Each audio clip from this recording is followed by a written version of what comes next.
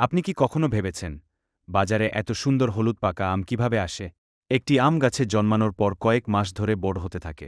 যখন আম পরিপক্ব হয় তখন কৃষকরা সাধারণত পুরোপুরি পাকার আগেই তা সংগ্রহ করেন।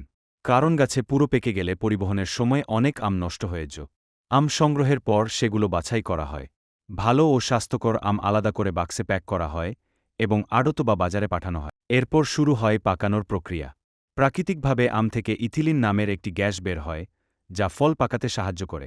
অনেক ব্যবসায়ী নিয়ন্ত্রিত পরিবেশে ইথিলিন গ্যাস ব্যবহার করে আম দ্রুত ও সমানভাবে পাকান। এই পদ্ধতি নিরাপদ এবং বিশ্বের অনেক দেশে ব্যবহৃত হয়।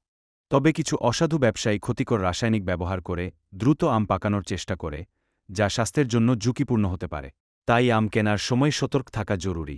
পাকা আম শুধু সুস্বাদুই নয়, এতে রয়েছে vitamin A, vitamin C, fibre, potassium এবং বিভিন্ন অ্যান্টিঅক্সিডেন্ট। এগুলো শরীরের রোগ প্রতিরোধ ক্ষমতা বাড়াতে এবং সুস্থ থাকতে সাহায্য করে। তাই গ্রীষ্মের এই সুস্বাদু ফল খাওয়ার পাশাপাশি জেনে নিন এর বাজারে আসার পুরো গল্প। শেষ কথা, পাকা আম শুধু একটি ফল নয়, কৃষকের পরিশ্রম আর প্রকৃতির এক মিষ্টি উপহার।